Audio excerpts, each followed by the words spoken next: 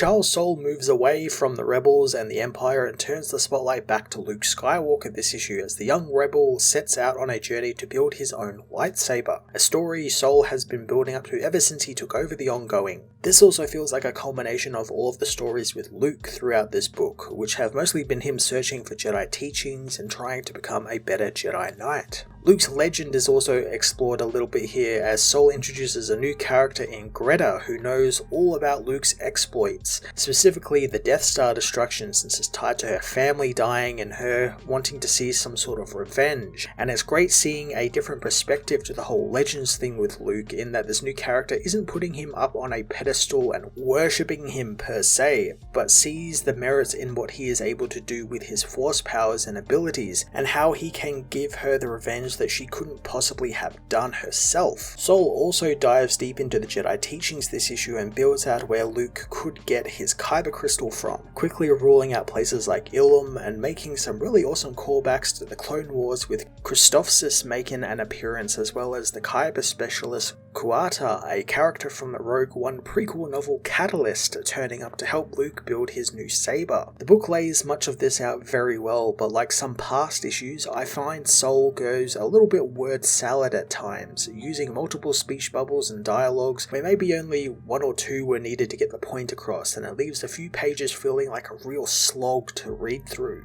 Madibek Musabekov tags in as the book's artist again, bringing the more realistic look to the designs back to Luke's new adventure through the rather muted and dark world of Christophsis. The issue had a couple of double-page spreads that had wonderfully laid out action sequences, giving a nice flow to Soule's writing. Star Wars issue 34 finally begun Luke's journey to build his own lightsaber, deep diving pretty well into the hero's Jedi teachings as well as the lore surrounding Kyber crystals, although at times the book did get a little bit too wordy for my liking. I'm going to give this issue an 8 out of 10. Star Wars issue 34 finds Luke mulling over his broken lightsaber, telling R2 that his Jedi books don't really talk about Kyber crystals all that much, only that they are the power source for the saber and that the young Jedi would find the crystals on Ilum, but he's been there and they found nothing. Luke knows that finding a crystal and building a lightsaber was a rite of passage for a young Jedi, but Yoda and Ben never taught him that because he already had a saber. Luke thinks that about how his father's saber wasn't really his, at least in the way the books talk about them, and neither is his current one. He ignites the saber, its broken crystal causing the blade to crackle to life, as he tells his droid friend that he never really felt a connection to the saber's crystal, and now it barely works, cutting in and out at the worst possible times. Luke knows that if he keeps it on for too long as well, it will explode as R2 warns him to turn it off. Luke does so, apologizing to his little friend as he sets the saber aside, telling him that a little note in the book tells him to refer to Professor Hu Yang's teaching manual if he wants to build a lightsaber, which isn't all that helpful since he doesn't have the manual. He thinks about his new crystal, but Ilum is locked down thanks to the Empire, but Luke begins packing, figuring that he and R2 are about to go on a treasure hunt for a new Kyber crystal. Leia stops by, sternly asking Luke where he thinks he's going. Luke explains that he's planning on fixing up his lightsaber, but Leia thinks that why is he doing it alone, since the Force was still feeling strange to him. Luke knows that sometimes it does, but other times it feels like he can lift mountains. He assures Leia he's not going alone and R2 will be with him, but Leia isn't sure this is a good idea since they are currently planning an offensive against the Empire, and to her, Luke doesn't seem all that fine. Luke tells her that he has no idea why the Force is acting this way and he doesn't know how to fix his lightsaber, which is making him second guess if he actually can handle being a Jedi or not. He knows he'll have to face Darth Vader again soon and he's not ready, and now he doesn't even have a lightsaber to rely on. Luke tells Leia that he needs to take control and take action in his life, pleading to Leia to let him have this. Leia lets Luke go so the Jedi and his droid companion head to Christophsis, which Luke knows is an Imperial world, but they don't have much of a presence on it, so with some care and as long as they stay out of the big cities, he and R2 should be safe. Luke and R2 begin their long walk to a nearby outpost, and Luke tells his friend that he doesn't really have a plan, but they have plenty of time to figure that out. However, according to his book, Christophsis seemed to be a planet where Kyber can be found on a regular basis. He knows it's illegal to trade in Kyber now thanks to his connections to the Jedi, but Lando told him of the black market in Kyber on the planet, and this is one of the places he can get it. Luke decides that he'll pose as a buyer and put the word out that he is in the market for some kyber. R2 doesn't think that's much of a plan, and Luke understands, handing off his lightsaber to the droid and telling him to stay there with the blade, since he doesn't want to be advertising himself as a Jedi here.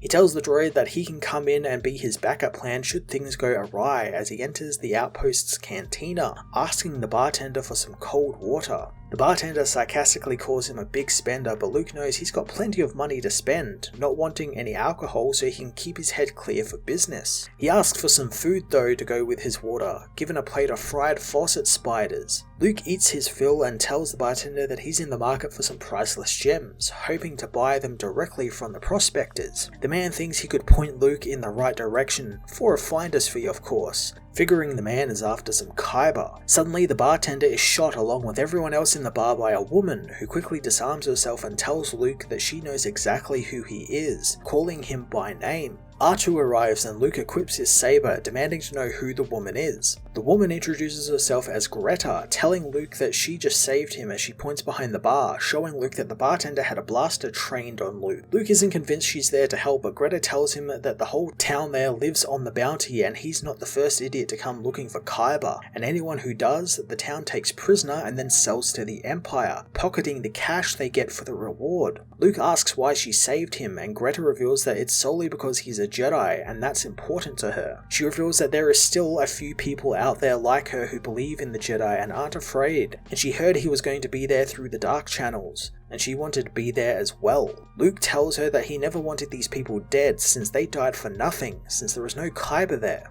Greta reveals that there is none right there, though there is some not so far away, and had it not been for her, he would be in an Imperial cell right now being tortured. Luke doesn't think that that would have happened, and all they know is that these people all died by her hand.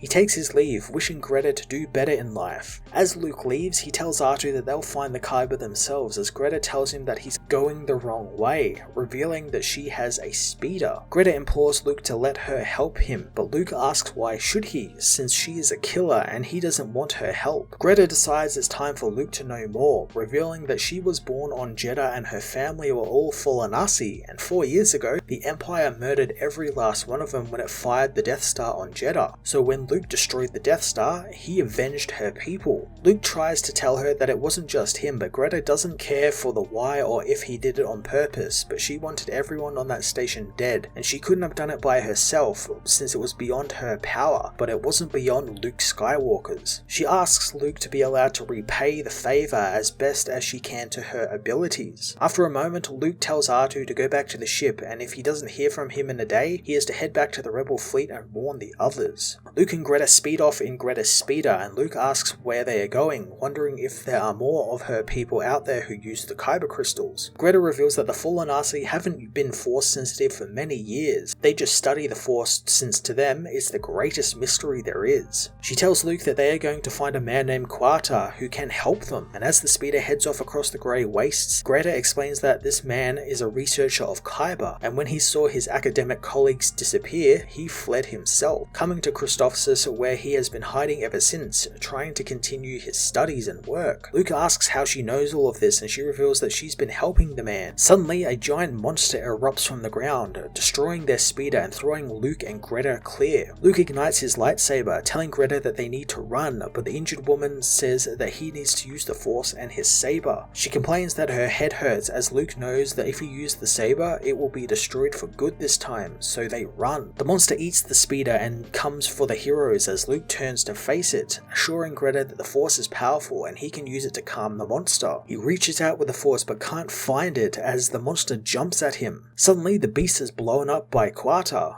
who emerges from the dust and smoke and asks to have Luke's lightsaber.